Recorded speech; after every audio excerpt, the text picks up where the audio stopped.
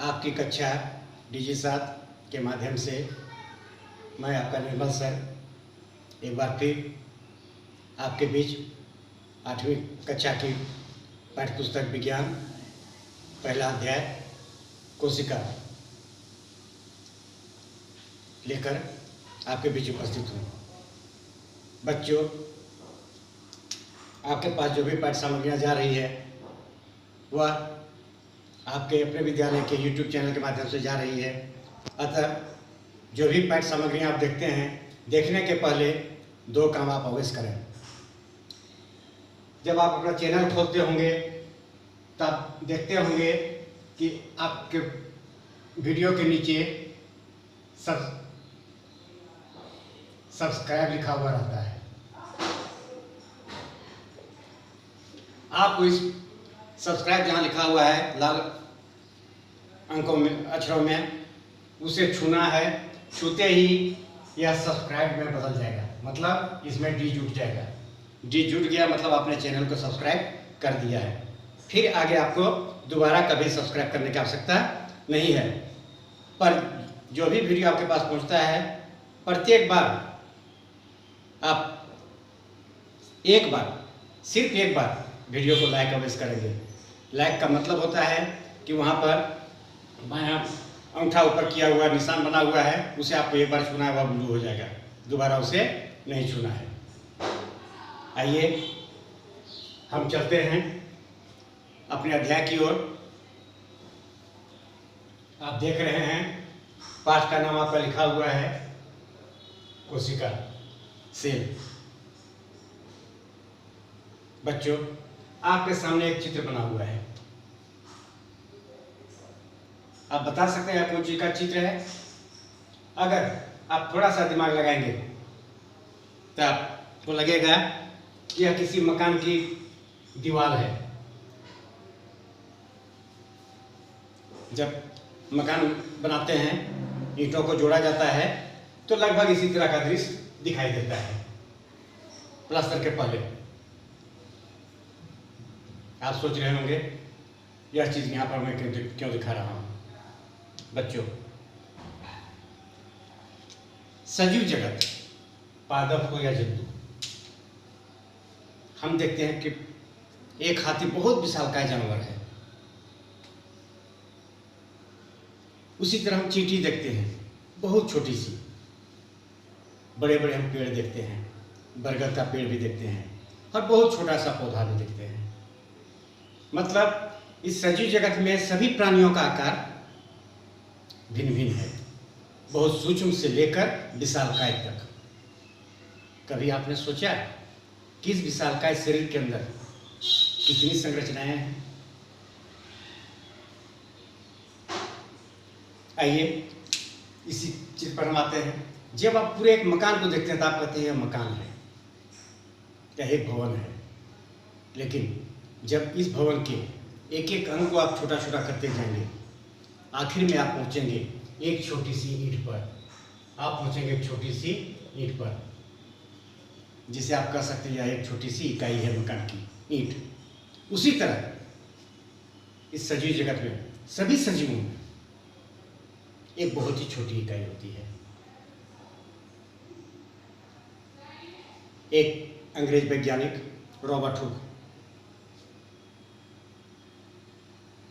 बच्चों, बार बार मैं कहता हूँ, विज्ञान समझने की चीज़ है, विज्ञान करके देखने की चीज़ है। और जो कुछ भी आज हम पढ़ रहे हैं, किसी न किसी ने खेल खेल में इन बातों का पता लगाया। उसी तरह रॉबर्ट हुक ने साधारण सूक्ष्मदर्शी कहते हैं, आपने देखा होगा, बहुत सारे शिष्य होते हैं, आप अपने विद्यालय में भी देखेंगे, आपके प्रयोगशाला में भी है। एक कांच होता है जिससे किसी भी वस्तु को हम बड़ा करके देख सकते हैं। एक साधारण सूक्ष्मदर्शी उसी तरह की बनी हुई होती है। उससे उन्होंने कॉर्क आप समझते होंगे, जब दवा की बोतलें आपके यहाँ आती हैं तो उसमें कुछ रबर टाइप का एक ढक्कन बना होता है। आजकल तो उसमें रबर का ढक्कन आने लगा, लेकिन वास्तव में उसमें कॉर्क आता है। कॉर्क एक पादपीय पौधा का ही टुकड़ा है। उसे उसने सूक्ष्मदर्शी की सहायता से रॉबर्ट हुक ने देखा, तो उन्हें लगा कि देखने पर कि उसका जो बनावट उन्हें दिखाई दिया कुछ इस तरह का, कुछ इस तरह का बनावट उन्हें दिखाई दिया। आप इस बनावट का अनुमान लगा सकते हैं। आपने स्पंज देखा होगा, आपने स्पंज देखा होगा। अगर स्पंज को आप बहुत ध्यान से देखते हैं तो आपको लगता होगा कि इसमें बहुत छोटा छोटा छिद्र है, यानी एक स्पंज के अंदर आपको ढेर सारा छोटा छोटा कमरा बना हुआ दिखाई देगा, यानी छोटा छोटा रूम बना हुआ दिखाई देगा, घर बना हुआ दिखाई देगा। उनको लगा कि यह एक संरचना है, इसके अंदर बहुत सारी संरचनाएं हैं। इसी को आप मान सकते हैं कि एक संरचना है, इसके अंदर बहुत छोटी छोटी संरचनाएं हैं। बच्चों, मैं यहाँ बताना चाहूँगा, लैटिन का एक शब्द है सेलुला। लैटिन का एक शब्द है सेलुला, CELLULA, सेलुला, जिसका अर्थ होता है छोटा कमरा, जिसे हम कोष भी कर सकते हैं। इसी से सेल नाम पड़ा और इसे कोशिका नाम रखा दिया। रॉबर्ट हुक ने यह पता लगाया 1665 ईस्वी में। बाद में कंपाउंड माइक्रोस्कोप, संयुक्त सूक्ष्मदर्शी, यानी साधारण सूक्ष्मदर्शी से अधिक शक्तिशाली सूक्ष्मदर्शी के माध्यम से इस पर अधिक अध्ययन किया गया और इसके बारे में बहुत कुछ जानकारी जुटाई गई। इन्होंने तो कॉर्क पर अध्ययन किया था, लेकिन 1674 ईस्वी में डच वैज्ञानिक जिनका नाम था एंटोन वॉन ल्यूवेनहॉक, आप नाम को अपनी पाठ्य पुस्तक में देखेंगे। इन्होंने अपने द्वारा खुद द्वारा बनाई गई सूक्ष्मदर्शी से शैवाल, प्रोटोजोआ और बैक्टीरिया आदि जीवों को देखा और पता लगाया कि ये जो कोशिकाएं दिखाई दे रही हैं, ये जो कोष दिखाई दे रहे हैं, ये जीवित कोष हैं, जिसे उन्होंने जीवित कोशिका नाम दिया। यह तो बात हुई कोशिका के खोज की, लेकिन यह कोशिका है क्या और इसकी एक जंतु के सजीव के शरीर में क्या आवश्यकता है। बच्चों, आप बता सकते हैं कि अगर मकान के किसी दीवार से बीच से हम एक ईंट या दो ईंट निकाल रहे हैं तो मकान का क्या होगा? सोचिए, आप कहेंगे मकान गिर जाएगा। मतलब जिस एक ईंट को बहुत साधारण समझ रहे हैं वह उस मकान की सबसे महत्वपूर्ण इकाई है। उसी तरह एक सजीव शरीर की सबसे महत्वपूर्ण इकाई कोशिका है, और महत्वपूर्ण ही नहीं, यही वह इकाई है जिसके कारण सारे सजीव जगत की क्रियाकलाप संचालित होते हैं। बच्चों, इसे हम कह सकते हैं कि कोशिका एक सजीव की सबसे छोटी रचनात्मक और क्रियात्मक इकाई है। वह कैसे? आपने पढ़ा है, छठी कक्षा में भी आपने पढ़ा, 7वीं में भी आपने पढ़ा, 5वीं कक्षा से ही आपको बताया जाता रहा है कि इस सजीव जगत में 5 सजीव शरीर में 5 मुख्य गतिविधियां होती हैं, जिन्हें हम पोषण यानी पाचन, उत्सर्जन और शोषण के नाम से जानते हैं। ये सारी क्रियाएं एक कोशिका में होती है।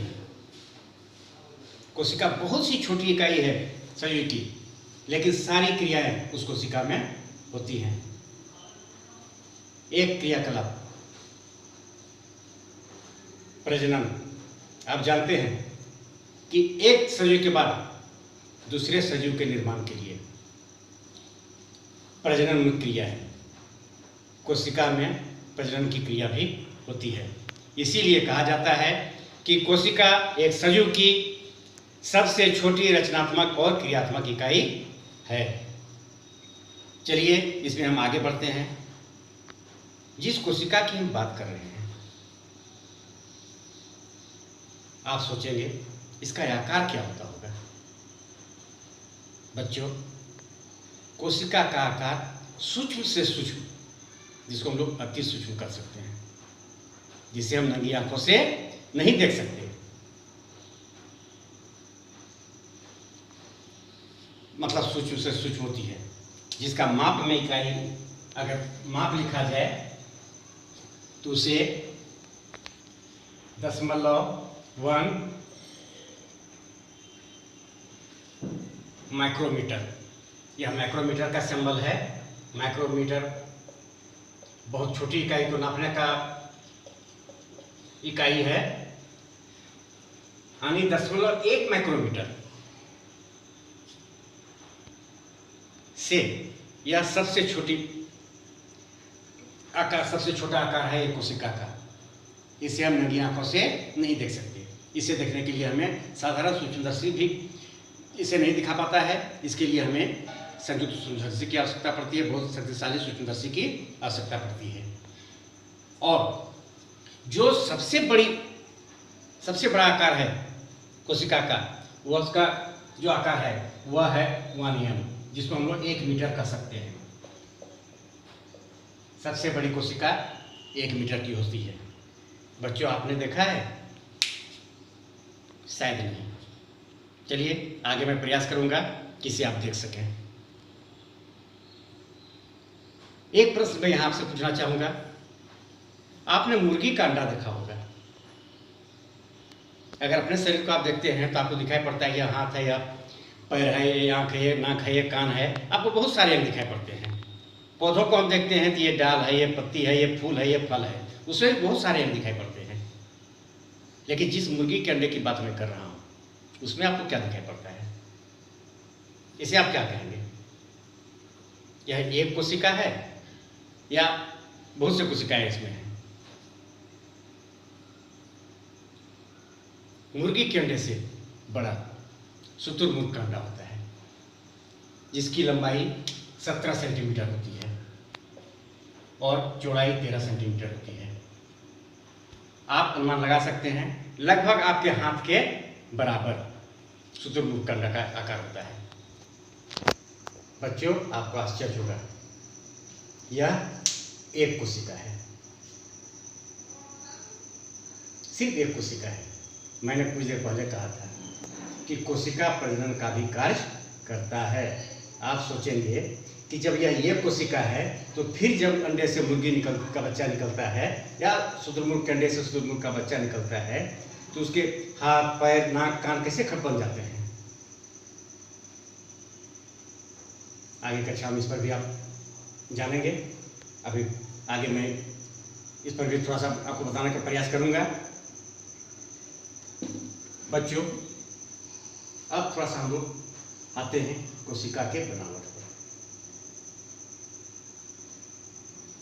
अभी आपको मैंने एक कोशिका दिखाया अंडे के रूप में। आप कह सकते हैं कि कोशिका का आकार अंडाकार भी होता है। बच्चों, आपने अपनी पाठ्य पुस्तक में 6ठी कक्षा से ही अमीबा के विषय में सुना है।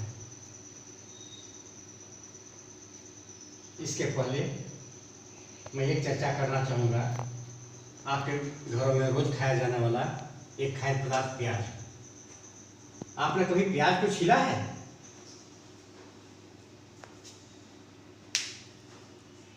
खाने के क्रम में आप सीधे प्याज का जो ऊपरी छिलका होता है उसे हटाते हैं और आराम से उसे काट के सलाद के रूप में या सब्जियों में डाल के खाते हैं। बच्चों, थोड़ा सा प्रयास करके देखें। जब प्याज के परत को आप उठाते हैं तब देखेंगे जो अंदर का भाग होता है जिसे हम लोग इस्तेमाल में लाते हैं उसे आप यदि थोड़ा सा मेहनत करें, नाखून से उखाड़ने का प्रयास करेंगे, बहुत पतली सी पन्नी जैसी एक परत निकलती है। आप उसे निकाल के देखें, वह आपको पारभासी दिखाई पड़ेगी। पारभासी आप समझते होंगे, जिसके आर पार साफ साफ दिखाई नहीं देता है। एक बहुत ही पतली परत निकलती है पारभासी। उसे अगर साधारण सूक्ष्मदर्शी के सहायता से हम देखने का प्रयास करेंगे तो प्याज की जो संरचना है वह कुछ इसी तरह की दिखाई देगी। जो मकान के दीवार का ईंट का मैंने संरचना दिखाया, लगभग इसी तरह की संरचना दिखाई देगी। उसमें अंतर ये होगा कि प्रत्येक संरचना के भीतर इस तरह से गोलाकार बना हुआ होगा, कुछ खाली खाना भी होगा। ये गोलाकार इस तरह बना होगा जिसके अंदर एक बिंदु रहेगा, फिर बाकी इस तरह का खाना उसमें नजर आएगा आपको।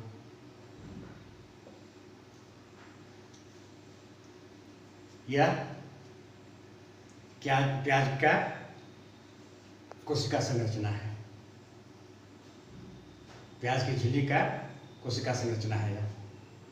और इसे देखकर हम, क्योंकि यह बहुत आसानी से दिखाई पड़ता है, जब लॉकडाउन हटेगा आप अपनी कक्षाओं में जाएंगे, मैं प्रयास करूंगा कि मैं आपको यह चीज दिखा सकूं।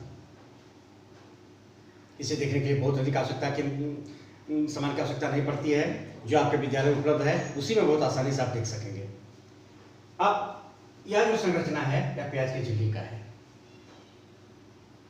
अगर इस संरचना का आप देखेंगे तो आप कह सकते हैं कि कोशिका का आकार चौकोर भी होता है। कोशिका का आकार चौकोर भी होता है। अंडे को देख के मैंने कहा कि कोशिका का आकार अंडाकार भी होता है।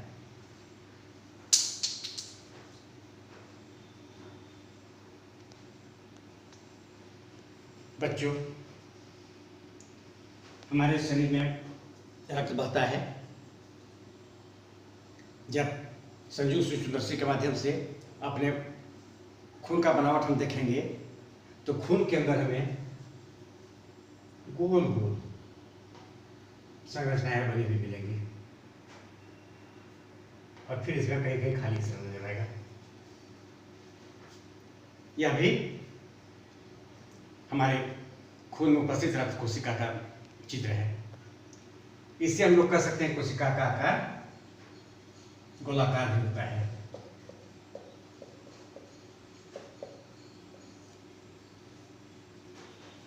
कुछ देर पहले मैंने कहा था कि सबसे लंबी कोशिका की लंबाई याद करें मैंने कितनी बताई थी? 1 मीटर। मैंने आपसे पूछा था बच्चों, आपने देखा है? शायद नहीं। आइए उसे देखने का प्रयास करते हैं। वह कहाँ पाई जाती है? यह कोशिका कहीं बाहर में आपको दिखाई नहीं पड़ेगा, यह आपके अपने शरीर में ही है। मानव शरीर में जो तंत्रिका तंत्र है, नर्वस सिस्टम, जिसको हम लोग सीधे भाषा में कहते हैं नस, जिसमें हमारे शरीर का सूचनाओं का आदान प्रदान होता है, वह जो नर्वस सिस्टम है उसकी लंबाई होती है 1 मीटर और इसका बनावट कुछ इस टाइप का होता है।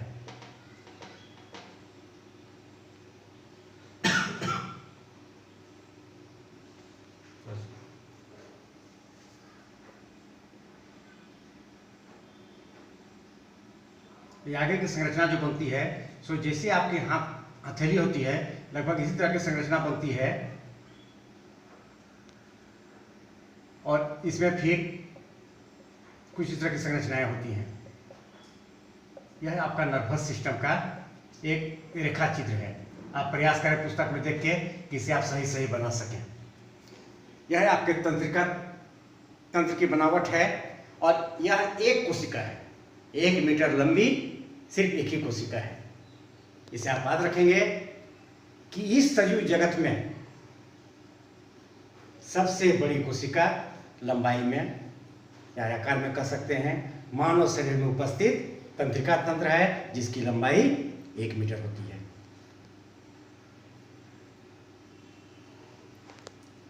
मैंने बार बार कहा कोशिकाओं में प्रजनन भी होता है, यानी एक कोशिका से 2, 2 से 4, 4 से 8, इस तरह से कोशिकाओं में वृद्धि होती है।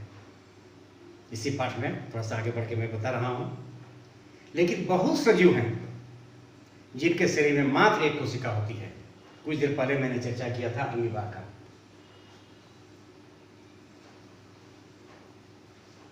तो इस कोशिका को देख के आप कह सकते हैं कि कोशिका का आकार लंबवत भी हो सकता है, लंबवत भी हो सकता है।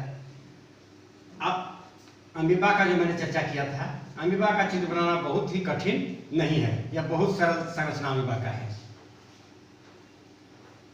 एक संरचना जो हर कोशिका में आपको मिलेगा, इस पर अभी आगे मैं बात कर रहा हूं। हर कोशिका में मिलेगा ऐसा की संरचना, यह आपके अमीबा का संरचना है। और अमीबा एक कोशिका का ही जीव है। अमीबा एक कोशिका का ही जीव है। यदि एक से दो कोशिका हो जाता है तो यह एक अमीबा नहीं, दो अमीबा बन जाता है, जिसे मैंने कहा था प्रजनन। जैव वृद्धि के लिए प्रजनन आवश्यक चीज है और इसी तरह से अमीबा में वृद्धि होती है। अब है कि एक कोशिका,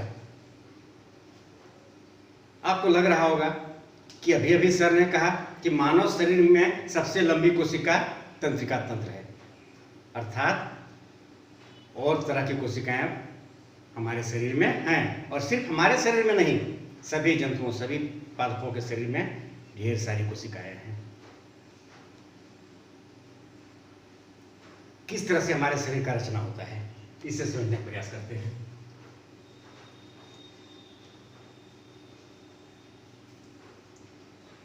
कई कोशिकाएं मिलके, एक गुण की कई कोशिकाएं मिलके ऊतक का निर्माण करती हैं।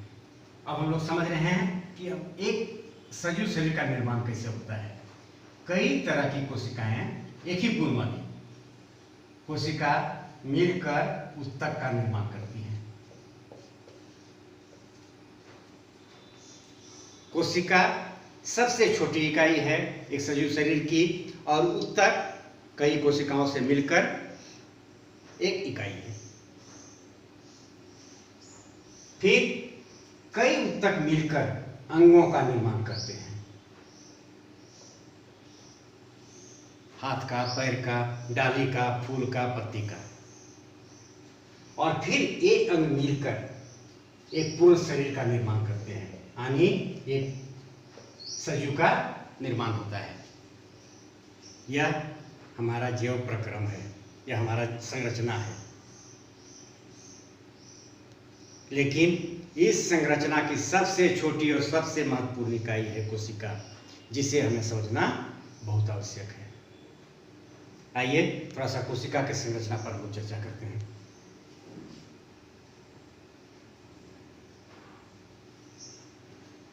एक साधारण रेखाचित्र के रूप में मैं कोशिका का बनावट बना रहा हूं।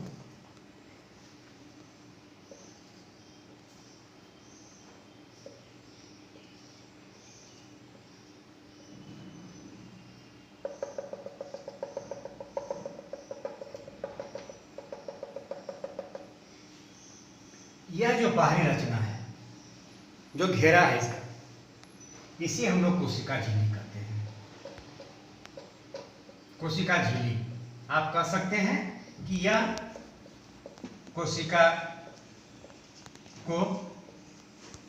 कोशिका के लिए एक कमरा है जिसका यह बाहरी दीवार है, कोशिका झिल्ली। अब जब इसके अंदर हम आते हैं, एक संरचना जो मैंने कहा प्रत्येक कोशिका में होता है, जो गोल संरचना होता है, उसके बीच में इस तरह का एक बिंदु होता है, यह केंद्रक कहलाता है। यह है कोशिका झिल्ली।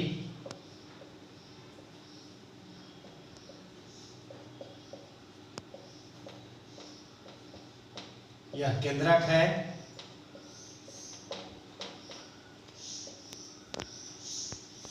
और कुछ खाली रचनाएं आपको दिखाई दे रही संरचनाएं केंद्रक जैसी ही है, लेकिन केंद्रक से थोड़ा सा हटके समझने का प्रयास कीजिए। इन्हें रिक्तिका कहा जाता है।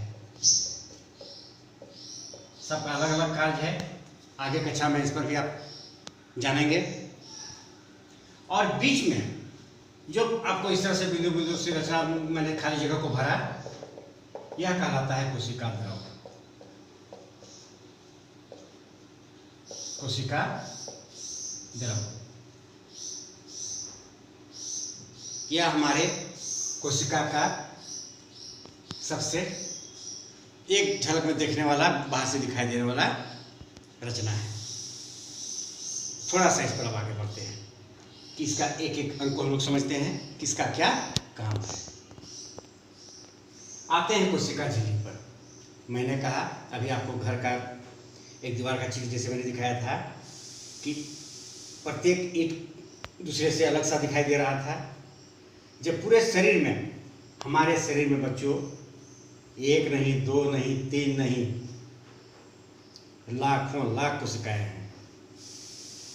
इनकी संख्या अगर आप अरबों में कहें तो कोई अतिशयोक्ति नहीं होगी।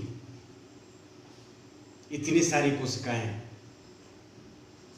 आपस में गठमगढ़ हो सकती है, आपस में कैसे नहीं मिल जाती हैं।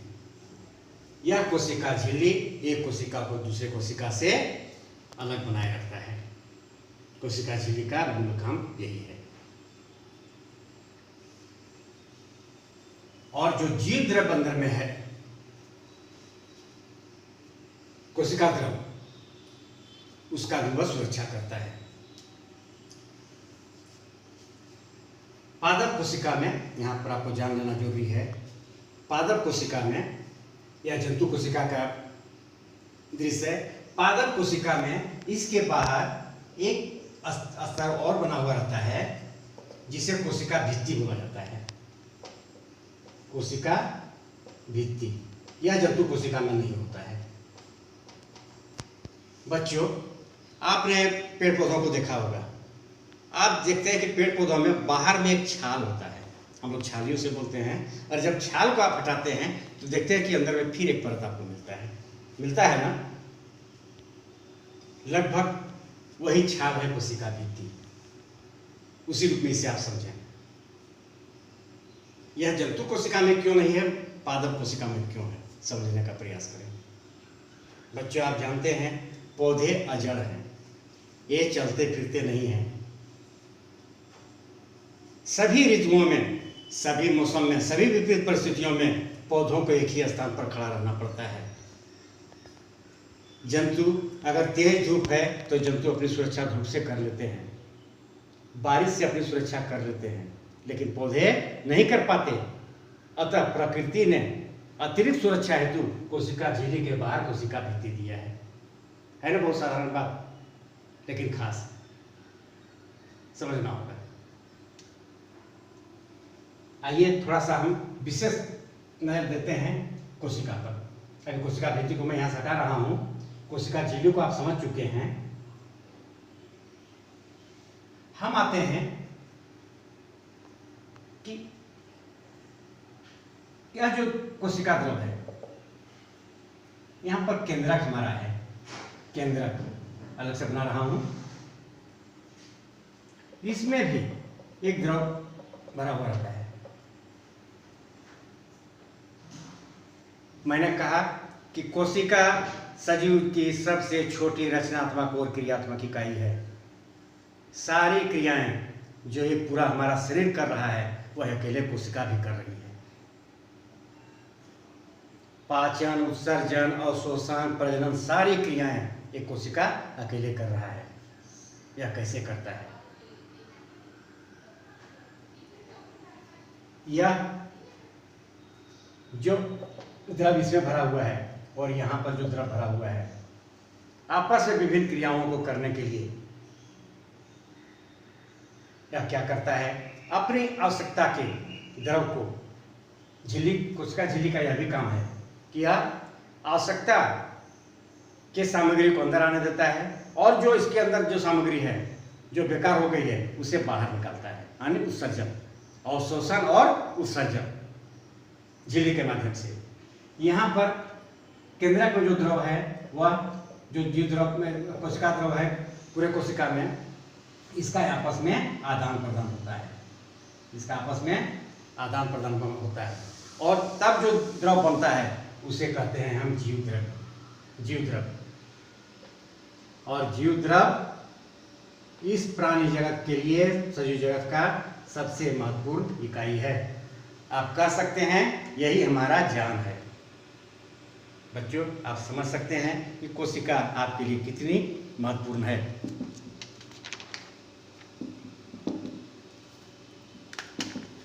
यह जो कोशिका द्रव होता है, इसके अंदर जो केंद्रक है, केंद्रक में 2-3 चीज पाए जाते हैं। माइटोकॉन्ड्रिया,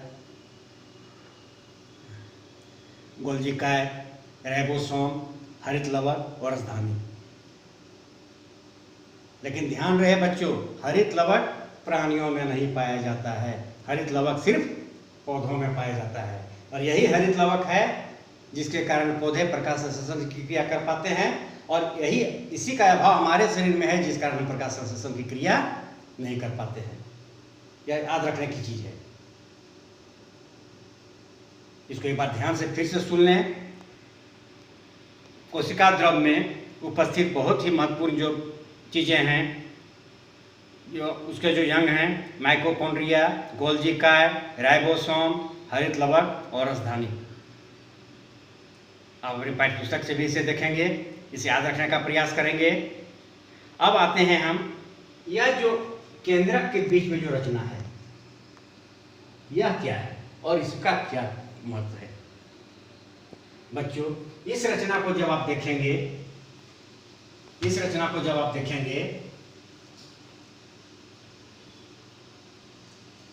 इसके लिए बहुत अच्छे गुणवत्ता वाले सूक्ष्मदर्शी की आवश्यकता पड़ेगी। इसके अंदर आपको पतली पतली धागे जैसी संरचनाएं बनी हुई दिखाई देंगी। यह क्या है? यह क्या है? बच्चों, आप जानते हैं कि एक मानव शरीर से उत्पन्न अगला जीव मानव होता है। एक मछली के शरीर से उत्पन्न अगला जीव मछली होता है। एक पक्षी से उत्पन्न अगला जीव पक्षी होता है। एक आम के पौधे से जो अगला पौधा तैयार होगा वही आम ही होगा। कैसे? बच्चों, सारा गुण यही छुपा हुआ है। इसे गुणसूत्र कहते हैं। इसका नाम है, जो पतली पतली धागे जैसी रचनाएं दिखाई दे रही हैं, इसका नाम है गुणसूत्र। और गुणसूत्र पर ही सभी जीवों का सारा गुण निर्भर करता है, जिसको हम लोग आनुवांशिकी कहते हैं।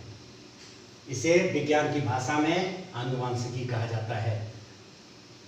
कभी कभी आप डॉक्टर के पास जाते हैं या किसी को कोई बीमारी हो जाती है तो बोला जाता है कि या तो आनुवांशिक है, इसका आनुवांशिक। आपको लगता होगा यह आनुवांशिक है क्या?